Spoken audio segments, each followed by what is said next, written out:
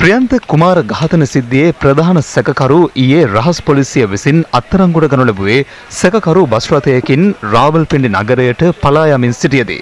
ඉමිතියාස් හෙවත් විල්ලි නැමැති සැකකරුවට එල්ල වී ඇති ප්‍රධාන චෝදනාව ප්‍රියන්ත කුමාර මහතාට වදදී සිරුර පිළිස්සීමයි. ගෙවුණු පැය 12 තුළ ඝාතන සිද්ධියට සම්බන්ධ තවත් සැකකරුවන් 7 දෙනෙකු පංජාබ් පොලිසිය විසින් අත්අඩංගුවට ගනු ලැබුවා. ඔවුන් අතරින් එක් අයෙකුට එල්ල වී ඇති චෝදනාව වන්නේ ප්‍රියන්ත කුමාර ඝාතනය කිරීමට කුමන්ත්‍රණය කිරීමයි.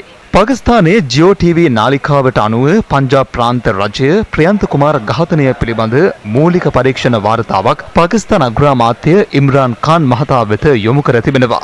ප්‍රියන්ත කුමාර මහතා දැඩි ලෙස විනය සම්බන්ධයෙන් කටයුතු කළ කළමනාකරුවෙකු බව එම වාර්තාවේ සඳහන්. පසුගිය සිකුරාදා උදෑසන කර්මාන්ත ශාලාව පරීක්ෂා කිරීමෙන් අනතුරුව පිරිසිදු කිරීමේ කාර්ය මණ්ඩලයේ අලසකම ගැන ඔහු දෝෂාරෝපණය කර තිබෙනවා.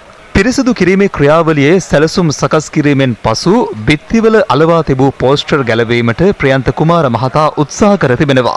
ආගමික උත්සවයකට ආරාධනා කළ පෝස්ටරයක් ඉවත් කිරීම සම්බන්ධයෙන් බහින්බස්වීමක් ඇති වූ බව පංජාබ් ප්‍රාන්ත රජය ඉදිරිපත් කළ පරීක්ෂණ වාර්තාවේ සඳහන්. කර්මාන්ත ශාලාවේ හිමිකරු මේ ස්ථානයට පැමිණ තත්ත්වය සමතයට පත් කළ බවත් තම අනවබෝධය නිසා මෙවැන්නක් සිදු වූ බවට ප්‍රියන්ත කුමාර මහතා සමාව අයද සිටි බවත් මේ වාර්තාවේ වැඩිදුරටත් සඳහන් බව පාකිස්තානයේ ජියෝ ටීවී නාලිකාව සඳහන් කරනවා.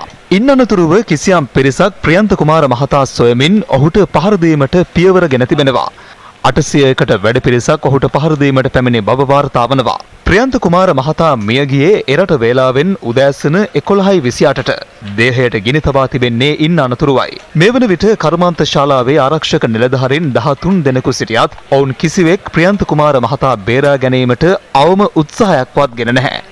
වසර 11ක් පුරා පාකිස්තානයේ සියල්කොට්ටේ කර්මාන්ත ශාලාවක කළමනාකරුවෙකු ලෙස ප්‍රියන්ත කුමාර මහතා සේවය කළා. ඔහුගේ සිරුරේ කොටස් අද අලුයම ගණේමුල්ල පිහිටින් නිවසට ගෙන එනු ලැබුවා.